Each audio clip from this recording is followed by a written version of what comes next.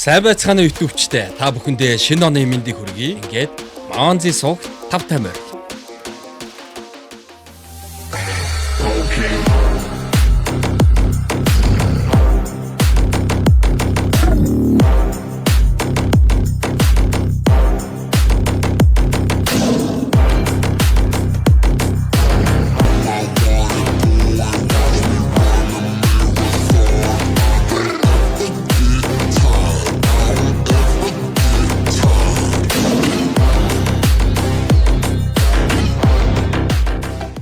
Саяны харсан бичлэг бол Гран бүжгийн мэнчлэгээ байлаа.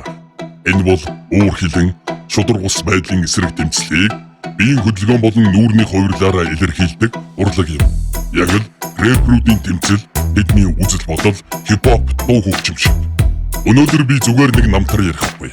Монзи суугийн судалж мэдснээр дүүхэн тэмдэглэгдэн үлдсэн дуус түүх, сонирхолтой баримтыг YouTube үзэгчдэд зориулан хүргэж байна.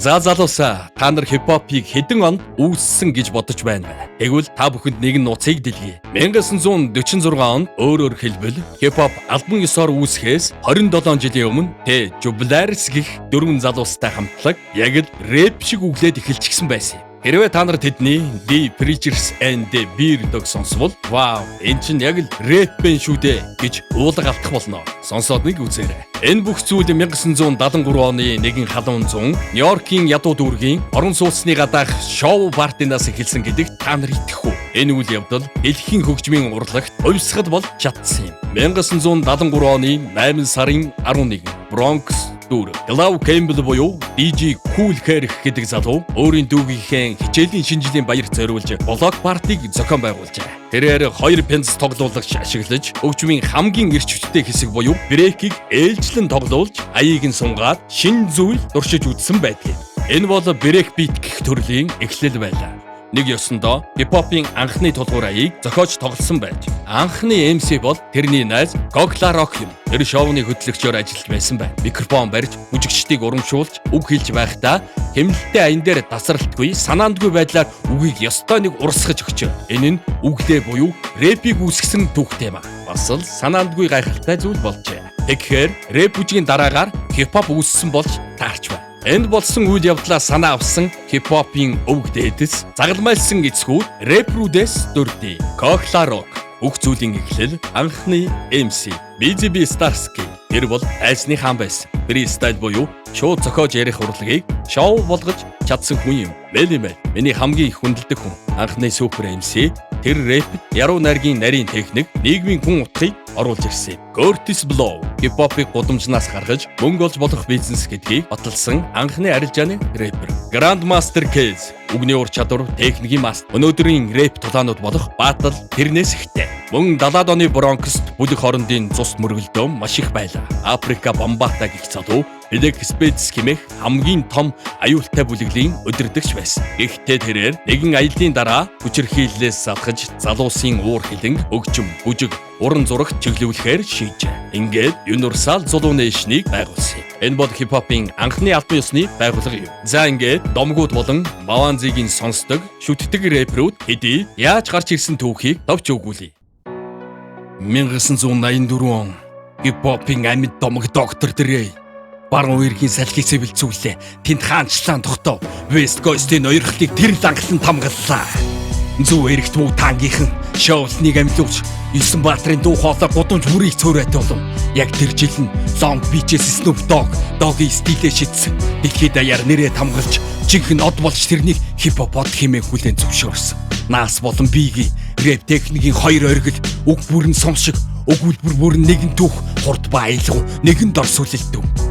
Бон таксийн залуус хурд ба уянгийг холж хамгийн төгс цогцлыг тэдл бидэнд мэдрүүлж тэнгэрийн аялгау тэд гудамжинд авчирсан.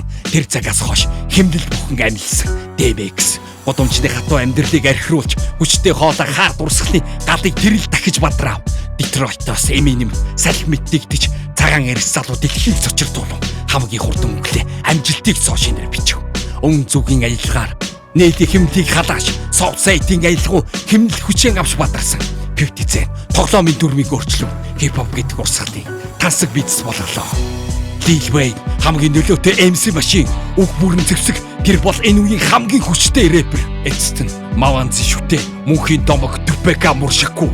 Хип-хопын загалмай хэлсэн эцэг.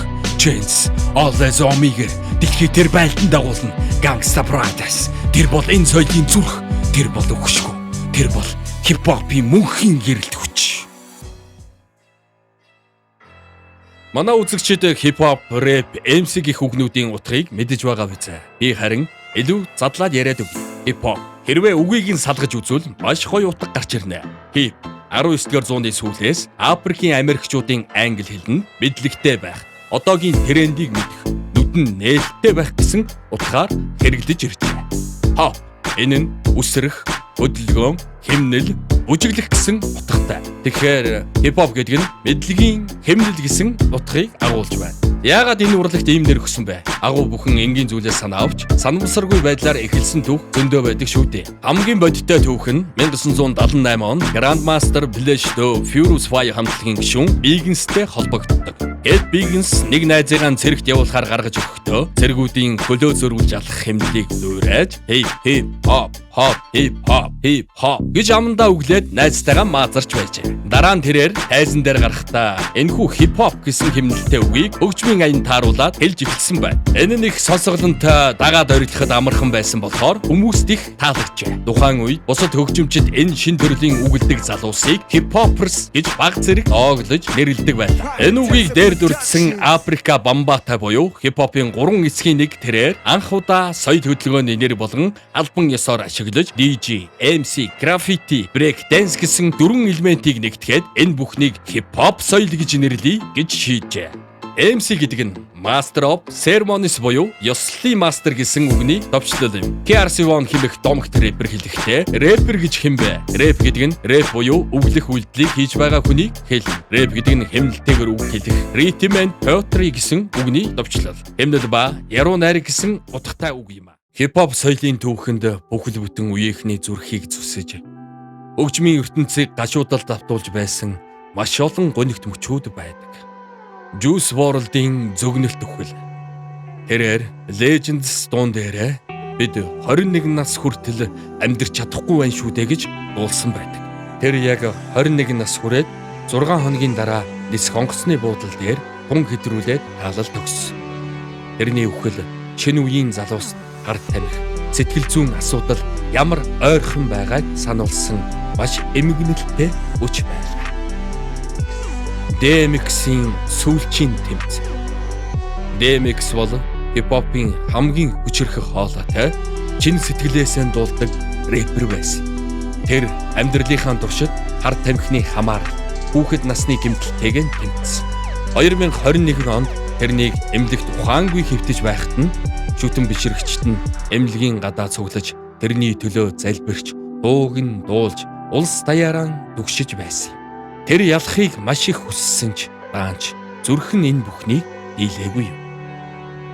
Tupac Amaru Shakur урлагийн сургууль сурч байснараа бусад рэперүүдээс илүү ур чадвартай байсан. Хамгийн гоё хоолойтой, үзэл бодолтой үнэнч, тэмцэгч, домогт рэпер. Харин Biggie-гийн зөөлөн наман үглэлтийг хэн ч одоогоор хийж чадахгүй байх.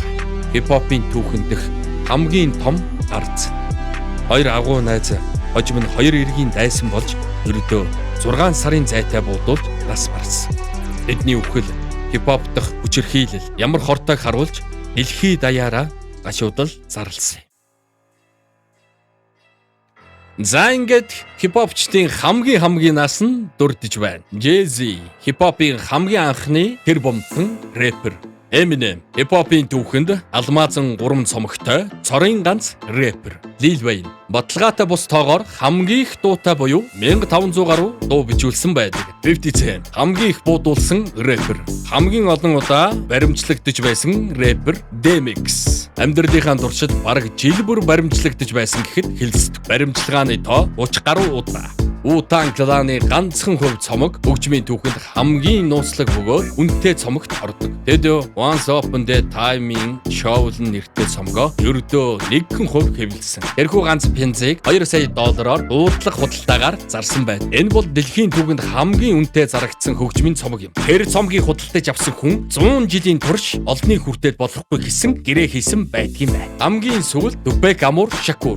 Tupac Amaru Shakur-ыг нас барсных нь маргааш буюу 1996 оны 9 сарын 14-нд чандралсны дараа Tupac-ийн үнсийг буюу чандрыг татсан хэрэг. Энэ бол маш итгэхэд бөгөөд Bros гэмээр хэрэг юм а. Tupac-ийн үүсгэн байгуулсан Outlawz хамтлагийн гишүүд ярихдаа Will Tupac-ийн чандрыг марихуантай холж ороогоод татсан гэж хэлсэн байсан. Тэд энийг Tupac-ийн өөрийнх нь хүсэл байсан гэж тайлбарлав. Яагаад гэвэл тэрний Black Jesus дуун дээр сүүлчийн минь хүсэл залуусаа миний үнсийг татаарай гэсэн мөр байдгийг. Энэ нь Tupac-ийг өөрсдийнхөө нэг болгох гэсэн удамжны хүндэтгэл байсан гэдэг. Мөн тэрнийг маш хурдан буюу нас барснаас нь хойш ердөө 24 цагийн дотор чандралсан нь тэр үхээгүй куб руу цугтсан. Одоо ч амьд гих зэрэгээр олон тамга гарах нэг шалтгаан болсон юм. Гэхдээ сайн найзынх нь яриагаар Tupac амьд бишээ. Яагаад гэвэл тэр ийм удаан дуугүй байх хүн биш гэсэн байна.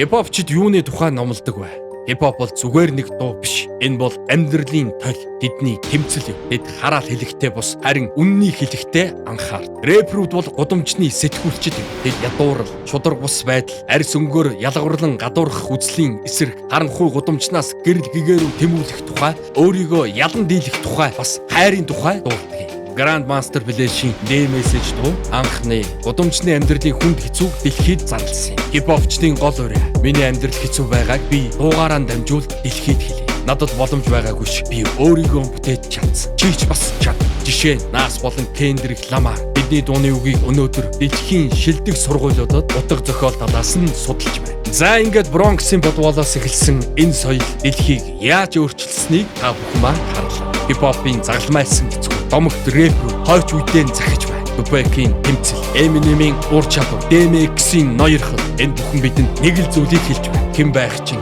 хаанаас ирсэн чинь хамаагүй. Хэрвээ чамд ур чадвар, үнэн түүх, тууштай зам байвал чи дэлхийг ч өөрчилж чад. Урсгалаараа амьдарч, хинч чамайг танихгүй, мэдэхгүй, мөнгөгүй, ямар ч хийсэн зүйлгүй амьдарч өгөхийн оронд одоо шууд хийж эхэл. Хипхоп сонсох нь илч хүч. Өөрийнхөө хэмнэлийг ол, өөрийнхөө түүхийг бич, өөртөө хатуу бай.